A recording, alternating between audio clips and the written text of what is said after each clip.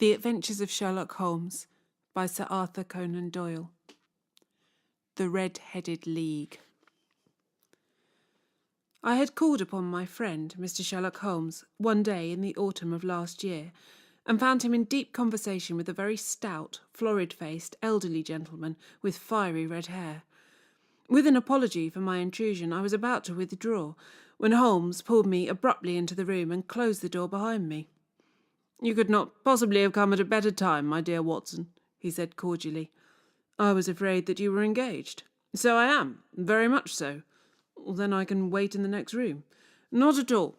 This gentleman, Mr. Wilson, has been my partner and helper in many of my most successful cases, and I have no doubt that he will be of the utmost use to me in yours also." The stout gentleman half rose from his chair and gave a bob of greeting, with a quick little questioning glance from his small, fat, encircled eyes. "Try the city," said Holmes, relapsing into his armchair and putting his fingertips together, as was his custom when in judicial moods. "I know, my dear Watson, that you share my love of all that is bizarre and outside the conventions and humdrum routine of everyday life. You have shown your relish for it by the enthusiasm which has prompted you to chronicle, and if you will excuse my saying so, somewhat to embellish so many of my own little adventures." "Your cases have indeed been of the greatest interest to me," I observed. "You will remember that I remarked the other day, just before we went into the very simple problem presented by Miss Mary Sutherland, that for strange effects and extraordinary combinations we must go to life itself, which is always far more daring than any effort of the imagination. A proposition which I took the liberty of doubting." "You did, Doctor? But none the less you must come round to my view, for otherwise I shall keep piling fact upon fact on you, until your reason breaks down under them and acknowledges me to be right. Now, Mr. Jabez Wilson here has been good enough to call upon me this morning and to begin a narrative which promises to be one of the most singular which I have listened to for some time. You've heard me remark that the strangest and most unique things are often connected not with the larger but with the smaller crimes, and occasionally indeed where there is room for doubt whether any positive crime has been committed. As far as I have heard, it is impossible for me to say whether the present case is an instance of crime or not, but the course of events is certainly among the most singular that I have ever listened to. Perhaps, Mr. Wilson, you would have the great kindness to recommence your narrative. I ask you not merely because my friend Dr. Watson has not heard the opening part, but also because the peculiar nature of the story makes me anxious to have every possible detail from your lips. As a rule, when I have heard some slight indication of the course of events, I am able to guide myself by the thousands of other similar cases which occur to my memory. In the present instance, I am forced to admit that the facts are, to the best of my belief, unique." The portly client puffed out his chest with an appearance of some little pride, and pulled a dirty and wrinkled newspaper from the inside pocket of his greatcoat. As he glanced down the advertisement column, with his head thrust forward and the paper flattened out upon his knee, I took a good look at the man, and endeavoured, after the fashion of my companion, to read the indications which might be presented by his dress or appearance. I did not gain very much, however, by my inspection. Our visitor bore every mark of being an average, commonplace British tradesman, obese, pompous, and slow. He wore rather baggy grey shepherd's check trousers, a not over-clean black frock coat unbuttoned in the front, and a drab waistcoat with a heavy, brassy Albert chain, and a square pierced bit of metal dangling down as an ornament. A frayed top hat and a faded brown overcoat with a wrinkled velvet collar lay upon a chair beside him. Altogether, look as I would, there was nothing remarkable about the man save his blazing red head, and the expression of extreme chagrin and discontent upon his features. Sherlock Holmes's quick eye took in my occupation, and he shook his head with a smile as he noticed my questioning glances. "Beyond the obvious facts that he has at some time done manual labour, that he takes snuff, that he is a Freemason, that he has been in China, and that he has done a considerable amount of writing lately, I can deduce nothing else." Mr. Jabez Wilson started up in his chair, with his forefinger upon the paper, but his eyes upon my companion. "How in the name of good fortune did you know all that, Mr. Holmes?" he said. "How did you know, for example, that I did manual labour? It's as true as gospel. I began as a ship's carpenter. Your hands, my dear sir, your right hand is quite a size larger than your left. You have worked with it, and the muscles are more developed. Well, the snuff, then, and the Freemasonry. I won't insult your intelligence by telling you how I read that, especially as, rather against the strict rules of your order, you use an arc and compass breastpin. Oh, of course, I forgot that. But the writing? Well, what else can be indicated by that right cuff, so very shiny for 5 inches, and the left one with the smooth patch near the elbow where you rested upon the desk? Well, but China? The fish, which you have tattooed immediately above your right wrist, could only have been done in China. I have made a small study of tattoo marks and have even contributed to the literature of the subject. The trick of staining the fish's scales of a delicate pink is quite peculiar to China. When, in addition, I see a Chinese coin hanging from your watch chain, the matter becomes even more simple. Mr. Jabez Wilson laughed heartily. Well, I never, he said. I thought at first you'd done something clever, but I see there was nothing in it after all. I begin to think, Watson, said Holmes, that I made a mistake in explaining. Omni ignotum pro magnifico, you know, and my poor little reputation, such as it is, will suffer shipwreck if I am so candid. Can you not find the advertisement, Mr. Wilson? Yes, I've got it now, he answered, with his thick red finger planted halfway down the column. Here it is. This is what began it all. You just read it for yourself, sir. I took the paper from him and read as follows. To the Red-Headed League. On account of the bequest of the late Ezekiel Hopkins of Lebanon, Penn, USA, there is now another vacancy open which entitles a member of the League to a salary of £4 a week for purely nominal services. All red-headed men who are sound in body and mind and above the age of 21 years are eligible. Apply in person on Monday at 11 o'clock to Duncan Ross at the offices of the League, 7 Pope's Court, Fleet Street. What on earth does this mean? I ejaculated, after I had twice read over the extraordinary announcement. Holmes chuckled and wriggled in his chair, as was his habit when in high spirits. It is a little off the beaten track, isn't it? Said he. And now, Mr. Wilson, off you go at scratch and tell us all about yourself, your household, and the effect which this advertisement had upon your fortunes. You will first make a note, Doctor, of the paper and the date. It is the Morning Chronicle of April the 27th, 1890. Just 2 months ago. Very good. Now, Mr. Wilson? Well, it's just as I've been telling you, Mr. Sherlock Holmes, said Jabez Wilson, mopping his forehead. I have a small pawnbroker's business at Coburg Square near the city. It's not a very large affair, and of late years it has not done more than just give me a living. I used to be able to keep 2 assistants, but now I only keep 1, and I would have a job to pay him, but that he's willing to come for half wages so as to learn the business. What is the name of this obliging youth? Asked Sherlock Holmes. Well, his name is Vincent Spaulding, and he's not such a youth either. It's hard to say his age. I should not wish a smarter assistant, Mr. Holmes, and I know very well that he could better himself and earn twice what I am able to give him. But, after all, if he is satisfied, why should I put ideas in his head? Why, indeed? You seem most fortunate in having an employee who comes under the full market price. It's not a common experience among employers in this age. I don't know that your assistant is not as remarkable as your advertisement. Oh, well, he has his faults too, said Mr. Wilson. Never was such a fellow for photography, snapping away with a camera when he ought to be improving his mind, and then diving down into the cellar like a rabbit into its hole to develop his pictures. That is his main fault, but on the whole he's a good worker. There's no vice in him. He is still with you, I presume? Oh, yes, sir. He and a girl of 14 who does a bit of simple cooking and keeps the place clean. That's all I have in the house, for I'm a widower, never had any family. We live very quietly, sir, the 3 of us, and we keep a roof over our heads and pay our debts, if we do nothing more. The first thing that put us out was that advertisement. Spaulding, he came down into the office just this day, 8 weeks, with this very paper in his hand, and he says, I wish to the Lord, Mr. Wilson, that I was a red-headed man. Why's that, I asks. Why, says he, here's another vacancy on the League of the Red-Headed Men. It's worth quite a little fortune to any man who gets it, and I understand that there are more vacancies than there are men, so the trustees are at their wits' end what to do with the money. If my hair would only change colour, here's a nice little crib all ready for me to step into. Why, what is it then, I asked. You see, Mr. Holmes, I am a very stay-at-home man, and as my business came to me instead of my having to go to it, I was often weeks on end without putting my foot over the doormat. In that way I didn't know much of what was going on outside, and I was always glad for a bit of news. Have you never heard of the League of the Red-Headed Men? He asked with his eyes open. Never. Why, I wonder at that, for you were eligible yourself for one of the vacancies. And what are they worth? I asked. Oh, merely a couple of hundred a year, but the work is slight and it need not interfere much with one's other occupations. Well, You can easily think that made me prick up my ears, for the business has not been over good for some years, and an extra couple of hundred would have been very handy. Tell me all about it, said I. Well, said he, showing me the advertisement, you can see for yourself that the League has a vacancy, and there is the address where you should apply for particulars. As far as I can make out, the League was founded by an American millionaire, Ezekiel Hopkins, who was very peculiar in his ways.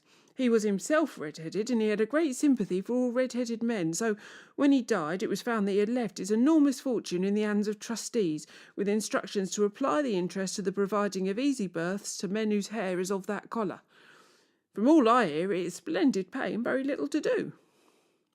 But, said I, there would be millions of red-headed men who would apply. Not so many as you might think, he answered. You see, it is really confined to Londoners and to grown men. This American had started from London when he was young, and he wanted to do the old town a good turn. Then, again, I've heard it is no use your applying if your hair is light red or dark red or anything but real, bright, blazing, fiery red. Now, if you cared to apply, Mr. Wilson, you would just walk in. But perhaps it would hardly be worth your while to put yourself out of the way for the sake of a few £100.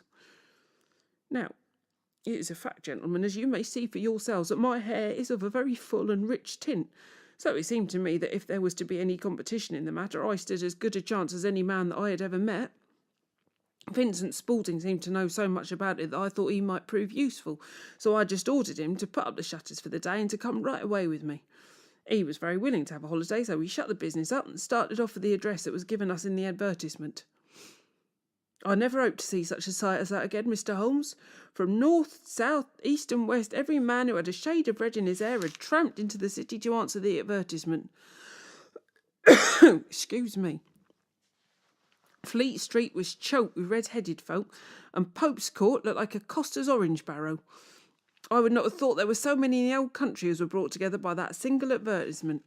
Every shade of colour they were, straw, lemon, orange, brick, Irish settler, liver, clay. But as Spalding said, there was not many who had the real, vivid, flame-coloured tint. When I saw how many were waiting, I would have given it up in despair, but Spalding would not hear of it.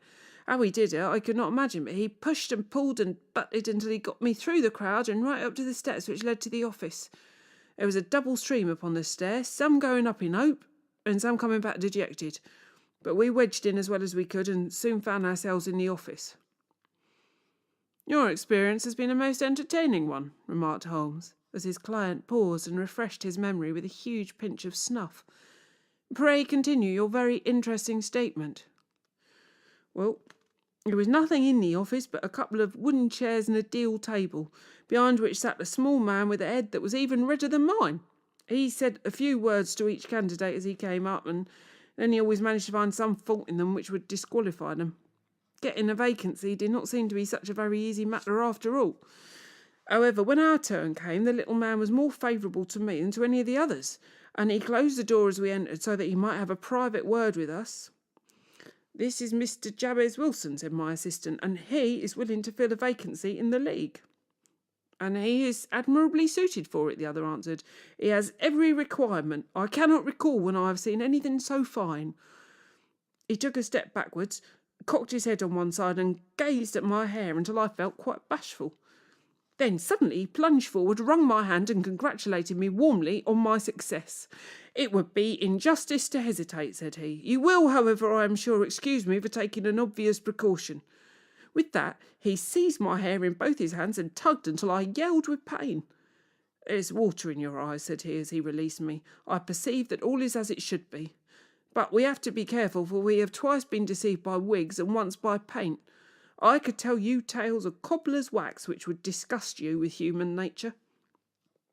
He stepped over to the window and shouted through at the top of his voice that the vacancy was filled.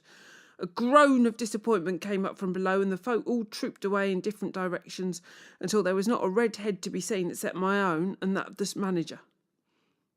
My name, said he, is Mr. Duncan Ross, and I am myself one of the pensioners upon the fund left by our noble benefactor. Are you a married man, Mr. Wilson? Have you a family? I answered that I had not. His face fell immediately. Dear me, he said gravely, that is very serious indeed. I am sorry to hear you say that. The fund was, of course, for the propagation and spread of the redheads as well as for their maintenance. It is exceedingly unfortunate that you should be a bachelor." My face lengthened at this, Mr. Holmes, for I thought that I was not to have the vacancy after all. But after thinking it over for a few minutes, he said that it would be all right. "In the case of another," said he, "the objection might be fatal, but we must stretch a point in favour of a man with such a head of hair as yours. When shall you be able to enter upon your new duties?" "Well, it is a little awkward, for I have a business already," said I. "Oh, never mind about that, Mr. Wilson," said Vincent Spaulding. "I shall be able to look after that for you." "What would be the hours?" I asked. 10 to 2. Now, a pawnbroker's business is mostly done of an evening, Mr. Holmes, especially Thursday and Friday evening, which is just before payday, so it would suit me very well to earn a little in the mornings. Besides, I knew that my assistant was a good man and that he would see to anything that turned up. "That would suit me very well," said I. "And the pay?" "Is £4 a week." "And the work?" "Is purely nominal." "What do you call purely nominal?" "Well, you have to be in the office, or at least in the building, the whole time. If you leave, you forfeit your whole position forever. The will is very clear upon that point. You don't comply with the conditions if you budge from the office during that time." "Well, it's only 4 hours a day, and I should not think of leaving," said I. "No excuse will avail," said Mr. Duncan Ross. "Neither sickness, nor business, nor anything else. There you must stay, or you lose your billet." "And the work?" "Is to copy out the Encyclopaedia Britannica. There is the first volume of it in that press. You must find your own ink, pens, and blotting paper, but we provide this chair and table. Will you be ready tomorrow?" "Certainly," I answered. "Then goodbye, Mr. Jabez Wilson, and let me congratulate you once more on the important position which you have been fortunate enough to gain." He bowed me out of the room, and I went home with my assistant, hardly knowing what to say or do. I was so pleased at my own good fortune. Well, I thought over the matter all day, and by evening I was in low spirits again, for I had quite persuaded myself that the whole affair must be some great hoax or fraud, though what its object might be I could not imagine. It seemed altogether past belief that anyone could make such a will, or they would be paid such a sum for doing anything so simple as copying out the Encyclopaedia Britannica. Vincent Spaulding did what he could to cheer me up, but by bedtime I had reasoned myself out of the whole thing. However, in the morning I determined to have a look at it anyhow, so I bought a penny bottle of ink, and with a quill pen and 7 sheets of foolscap paper, I started off for Pope's Court. Well, to my surprise and delight, everything was as right as possible. A table was set out ready for me, and Mr. Duncan Ross was there to see that I got fairly to work. He started me off upon the letter A, and then he left me, but he would drop in from time to time to see that all was right with me. At 2 o'clock he bade me good day, complimented me upon the amount that I had written, and locked the door of the office after me. This went on day after day, Mr. Holmes, and on Saturday the manager came in and planked down 4 golden sovereigns for my week's work. It was the same next week, and the same the week after. Every morning I was there at 10, and every afternoon I left at 2. By degrees Mr. Duncan Ross took to coming in only once of a morning, and then after a time he did not come in at all. Still, of course, I never dared to leave the room for an instant, for I was not sure when he might come, and the billet was such a good one and suited me so well that I would not risk the loss of it. 8 weeks passed away like this, and I had written about abbots and archery and armour and architecture and Attica, and hoped with diligence that I might get on to the bees before very long. It cost me something in foolscap, and I had pretty nearly filled a shelf with my writings. And then, suddenly, the old business came to an end. To an end? Yes, sir, and no later than this morning. I went to my work as usual at 10 o'clock, but the door was shut and locked, with a little square of cardboard hammered onto the middle of the panel with a tack. Here it is, and you can read it for yourself. He held up a sheet of white cardboard about the size of a sheet of notepaper. It read in this fashion: "The Red-Headed League is dissolved, October the 9th, 1890. Sherlock Holmes and I surveyed this curt announcement and the rueful face behind it until the comical side of the affair so completely overtopped every other consideration that we both burst out into a roar of laughter.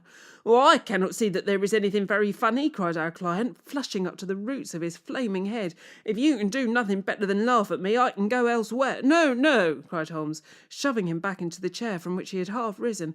"I really wouldn't miss your case for the world. It is most refreshingly unusual. But there is, if you will excuse me saying so, something just a little funny about it. Pray, what steps did you take when you found the card upon the door?" "Well, I was staggered, sir. I did not know what to do. Then I called at the offices round, but none of them seemed to know anything about it.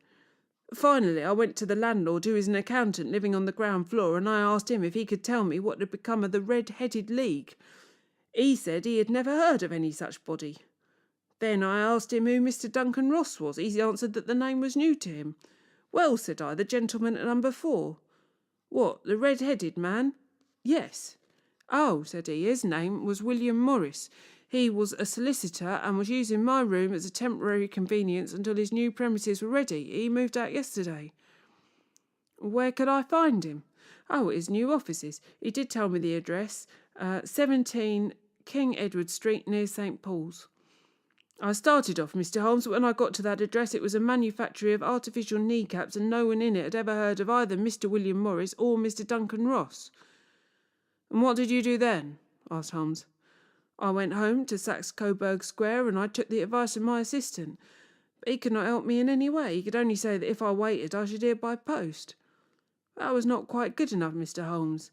I did not wish to lose such a place without a struggle, so as I had heard that you were good enough to give advice to poor folks who were in need of it, I came right away to you." "You did very wisely," said Holmes. "Your case is an exceedingly remarkable one, and I shall be happy to look into it. From what you have told me, I think that it is possible that graver issues hang from it than might at first appear." "Grave enough," said Mr. Jabez Wilson. "Why, I've lost £4 a week." "As far as you are personally concerned," remarked Holmes, "I do not see that you have any grievance against this extraordinary league. On the contrary, you are, as I understand, richer by some £30, to say nothing of the minute knowledge which you have gained on every subject which comes under the letter A. You have lost nothing by them." "No, sir, but I want to find out about them, and who they are, and what their object was in playing this prank, if it was a prank, upon me. It was a pretty expensive joke for them, for it cost them £32. "We shall endeavour to clear up these points for you. And first, 1 or 2 questions, Mr. Wilson. This assistant of yours who first called your attention to the advertisement, how long had he been with you?" "About a month, then." "How did he come?" "In answer to an advertisement." "Was he the only applicant?" "No, I had a dozen." "Why did you pick him?" "Because he was handy and would come in cheap." "At half wages, in fact?" "Yes." "What's he like, this Vincent Spaulding?"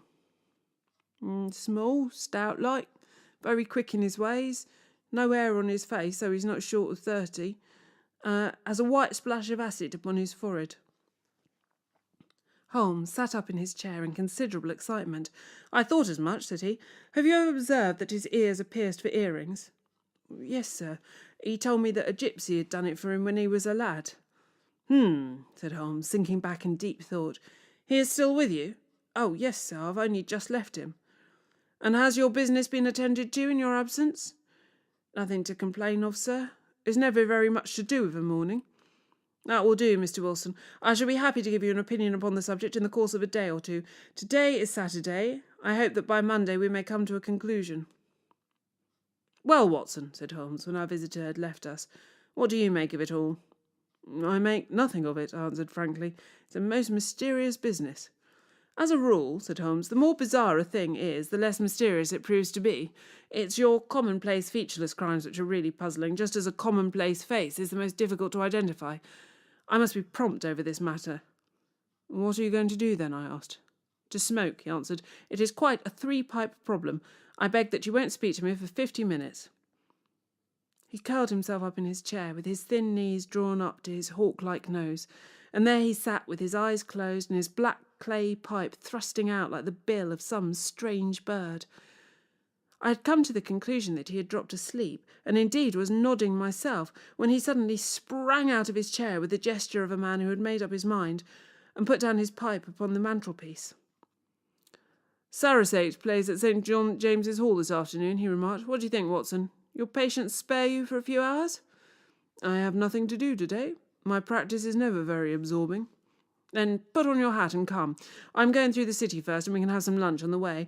I observe that there is a good deal of German music on the programme, which is rather more to my taste than Italian or French. It is introspective, and I want to introspect. Come along. We travelled by the Underground as far as Aldersgate, and a short walk took us to Saxe-Coburg Square, the scene of the singular story which we had listened to in the morning. It was a poky, little, shabby-genteel place where 4 lines of dingy, 2-storied brick houses looked out into a small, railed-in enclosure, where a lawn of weedy grass and a few clumps of faded laurel bushes made a hard fight against a smoke-laden and uncongenial atmosphere.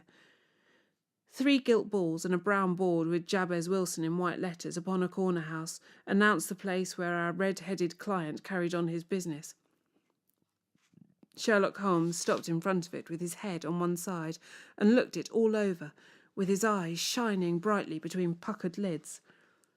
Then he walked slowly up the street and then down again to the corner, still looking keenly at the houses. Finally, he returned to the pawnbroker's, and having thumped vigorously upon the pavement with his stick 2 or 3 times, he went to the door and knocked. It was instantly opened by a bright-looking, clean-shaven young fellow who asked him to step in. Thank you, said Holmes. I only wished to ask you how you would go from here to the Strand. Third right, 4th left, answered the assistant promptly, closing the door. Smart fellow, that, observed Holmes as we walked away. He is, in my judgment, the 4th smartest man in London, and for daring I am not sure that he has not a claim to be 3rd. I have known something of him before. Evidently, said I, Mr. Wilson's assistant counts for a good deal in this mystery of the Red-Headed League. I am sure that you inquired your way merely in order that you might see him. Not him. What then? The knees of his trousers. And what did you see? What I expected to see. Why did you beat the pavement? My dear doctor, this is a time for observation, not for talk. We are spies in an enemy's country. We know something of Saxe-Coburg Square. Let us now explore the paths which lie behind it. The road in which we found ourselves as we turned round the corner from the retired Saxe-Coburg Square presented as great a contrast to it as the front of a picture does to the back. It was one of the main arteries which convey the traffic of the city to the north and west. The roadway was blocked with the immense stream of commerce flowing in a double tide inwards and outwards, while the footpaths were black with the hurrying swarm of pedestrians. It was difficult to realise as we looked at the line of fine shops and stately business premises that they really abutted on the other side upon the faded and stagnant square which we had just quitted. Let me see, said Holmes, standing at the corner and glancing along the line. I should like just to remember the order of the houses here. It's a hobby of mine to have an exact knowledge of London. There is Mortimer's, the tobacconist, the little newspaper shop, the Coburg branch of the City and Suburban Bank, the vegetarian restaurant, and McFarlane's carriage building depot. That carries us right on to the other block. And now, Doctor, we've done our work, so it's time we had some play. A sandwich and a cup of coffee, and then off to violin land, where all is sweetness and delicacy and harmony, and there are no red-headed clients to vex us with their conundrums. My friend was an enthusiastic musician, being himself not only a very capable performer, but a composer of no ordinary merit.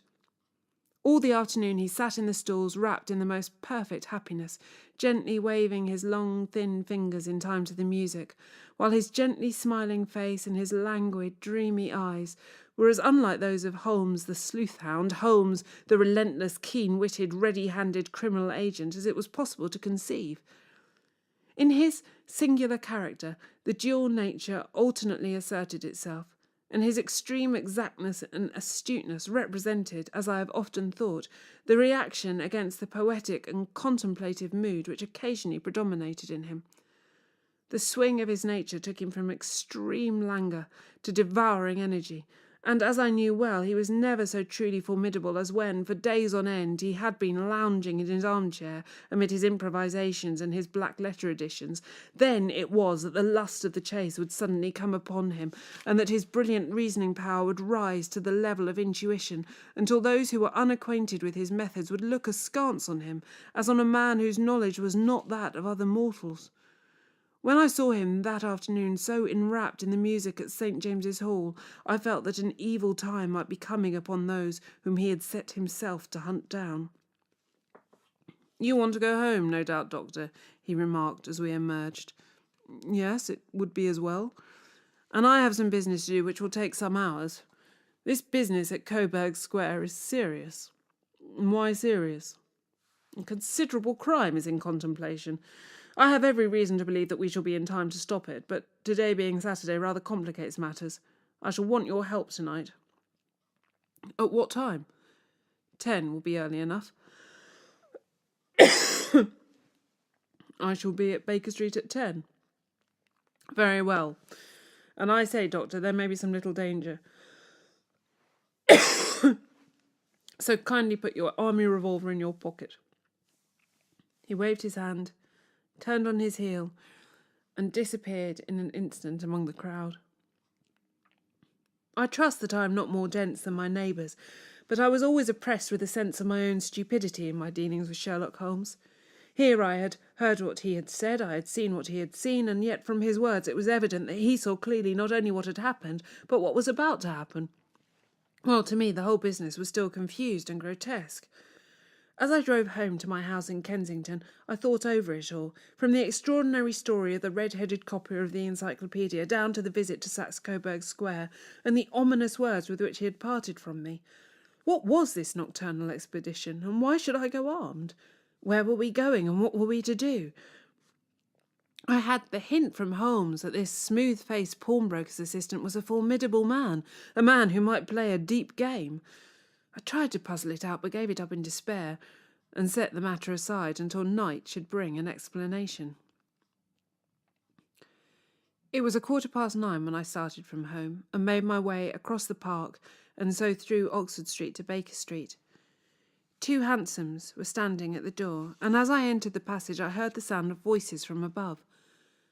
On entering his room, I found Holmes in animated conversation with 2 men, one of whom I recognised as Peter Jones, the official police agent, while the other was a long, thin, sad-faced man with a very shiny hat and an oppressively respectable frock coat. "Ha! Our party is complete," said Holmes, buttoning up his pea-jacket and taking his heavy hunting crop from the rack. "Watson, I think you know Mr. Jones of Scotland Yard. Let me introduce you to Mr. Merryweather, who is to be our companion in tonight's adventure." "We're hunting in couples again, Doctor, you see," said Jones in his consequential way. "Our friend here is a wonderful man for starting a chase. All he wants is an old dog to help him do the running down." "I hope a wild goose may not prove to be the end of our chase," observed Mr. Merryweather gloomily. "You may place considerable confidence in Mr. Holmes, sir," said the police agent loftily. "He has his own little methods, which are, if you won't mind my saying so, just a little too theoretical and fantastic, but he has the makings of a detective in him. It is not too much to say that once or twice, as in that business of the Sholto murder and the Agra treasure, he has been more nearly correct than the official force." "Oh, if you say so, Mr. Jones, it is all right," said the stranger with deference. "Still, I confess that I miss my rubber. It is the first Saturday night for 27 years that I have not had my rubber." "I think you will find," said Sherlock Holmes, "that you will play for a higher stake tonight than you have ever done yet, and that the play will be more exciting. For you, Mr. Merryweather, the stake will be some £30,000, and for you, Jones, it will be the man upon whom you wish to lay your hands. John Clay, the murderer, thief, smasher, and forger. He's a young man, Mr. Merryweather, but he is at the head of his profession, and I would rather have my bracelets on him than any criminal in London. He's a remarkable man, is young John Clay. His grandfather was a royal duke, and he himself has been to Eton and Oxford. His brain is as cunning as his fingers, and though we meet signs of it in him at every turn, we never know where to find the man himself. He'll crack a crib in Scotland one week and be raising money to build an orphanage in Cornwall the next. I have been on his track for years, and have never set eyes on him yet. I hope that I may have the pleasure of introducing you tonight. I've had 1 or 2 little turns also with Mr. John Clay, and I agree with you, he is at the head of his profession. It is past 10, however, and quite time that we started. If you two will take the first hansom, Watson and I will follow in the second." Sherlock Holmes was not very communicative during the long drive, and lay back in the cab humming the tunes which he had heard in the afternoon. We rattled through an endless labyrinth of gas-lit streets until we emerged into Farringdon Street. "We are close there now," my friend remarked. "This fellow Merryweather is a bank director and personally interested in the matter. I thought it as well to have Jones with us also. He's not a bad fellow, though an absolute imbecile in his profession. He has one positive virtue. He is as brave as a bulldog and as tenacious as a lobster if he gets his claws upon anyone. Here we are. They're waiting for us." We had reached the same crowded thoroughfare in which we had found ourselves in the morning. Our cabs were dismissed, and following the guidance of Mr. Merryweather, we passed down a narrow passage and through a side door which he opened for us. Within, there was a small corridor which ended in a very massive iron gate. This also was opened and led down a flight of winding stone steps which terminated at another formidable gate. Mr. Merryweather stopped to light a lantern and then conducted us down a dark, earth-smelling passage and so, after opening a third door, into a huge vault or cellar which was piled all round with crates and massive boxes. "You're not very vulnerable from above," Holmes remarked as he held up the lantern and gazed about him. "Nor from below," said Mr. Merryweather, striking his stick upon the flags which lined the floor. "Why, dear me, it sounds quite hollow," he remarked, looking up in surprise. "I must really ask you to be a little more quiet," said Holmes severely. "You have already imperilled the whole success of our expedition. Might I beg that you have the goodness to sit down upon one of those boxes and not to interfere?" The solemn Mr. Merryweather perched himself upon a crate with a very injured expression upon his face, while Holmes fell upon his knees upon the floor, and with the lantern and a magnifying lens began to examine minutely the cracks between the stones. A few seconds sufficed to satisfy him, for he sprang to his feet again and put out his glass in his pocket. "We have at least an hour before us," he remarked, "for they can hardly take any steps until the good pawnbroker is safely in bed. Then they will not lose a minute, for the sooner they do their work, the longer time they will have for their escape. We are at present, Doctor, as you no doubt you have divined, in the cellar of the City branch of one of the principal London banks. Mr. Merryweather is the chairman of directors, and he will explain to you that there are reasons why the more daring criminals of London should take a considerable interest in this cellar at present." "It is our French gold," whispered the director. "We have had several warnings that an attempt might be made upon it." "Your French gold?" "Yes. We had occasion some months ago to strengthen our resources and borrowed, for that purpose, 30,000 Napoleons from the Bank of France. It has become known that we have never had occasion to unpack the money and that it is still lying in our cellar. The crate upon which I sit contains 2,000 Napoleons packed between layers of lead foil. Our reserve of bullion is much larger at present than is usually kept in a single branch office, and the directors have had misgivings upon the subject." "Which were very well justified," observed Holmes. "And now it is time that we arranged our little plans.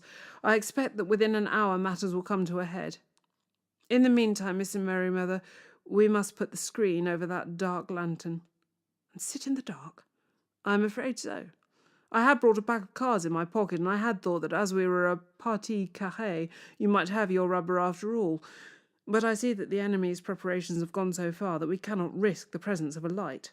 And first of all, we must choose our positions. These are daring men, and though we shall take them at a disadvantage, they may do us some harm unless we are careful. I shall stand behind this crate, and do you conceal yourself behind those. Then, when I flash a light upon them, close in swiftly. If they fire, Watson, have no compunction about shooting them down." I placed my revolver, cocked, upon the top of the wooden case behind which I crouched. Holmes shot the slide across the front of his lantern and left us in pitch darkness.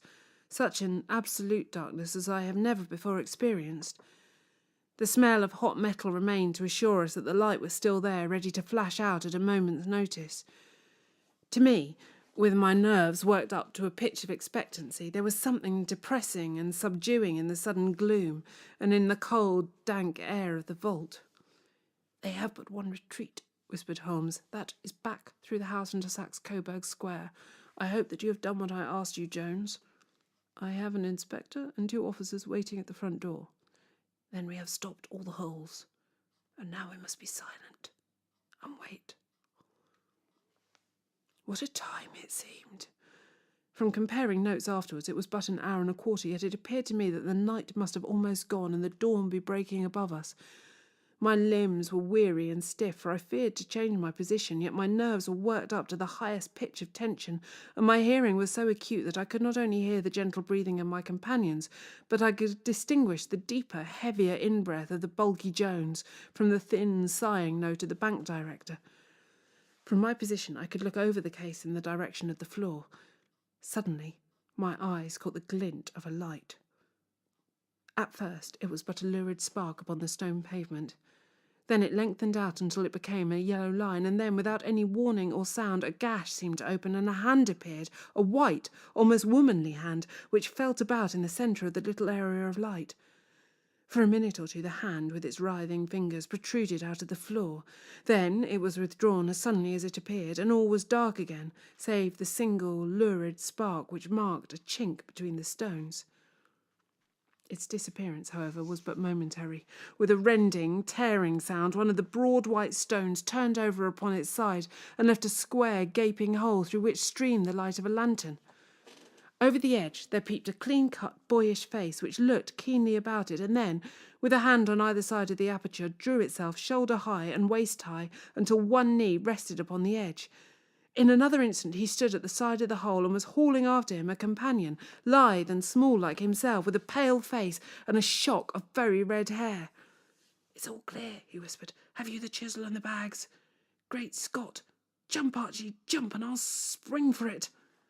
Sherlock Holmes had sprung out and seized the intruder by the collar. The other dived down the hole, and I heard the sound of rending cloth as Jones clutched at his skirts.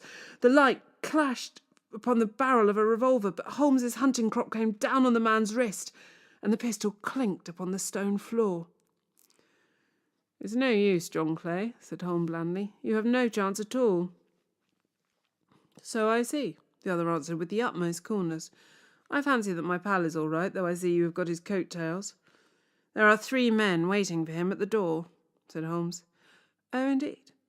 You seem to have done the thing very completely. I must compliment you." "And I you," Holmes answered. "Your red-headed idea was very new and effective." "You'll see your pal again presently," said Jones. "He's quicker at climbing down holes than I am. Just hold out while I fix the debris." "I beg that you will not touch me with your filthy hands," remarked our prisoner as the handcuffs clattered upon his wrists. "You may not be aware that I have royal blood in my veins. Have the goodness also, when you address me, always to say 'sir' and 'please.'" "All right," said Jones, with a stare and a snigger. "Would you please, sir, march upstairs, where we can get a cab to carry your highness to the police station?" "That is better," said John Clay serenely. He made a sweeping bow to the 3 of us and walked quietly off in the custody of the detective. "Really, Mr. Holmes," said Mr. Merryweather as we followed him from the cellar, "I do not know how the bank can thank you or repay you. There is no doubt that you have detected and defeated in the most complete manner one of the most determined attempts at bank robbery that have ever come within my experience."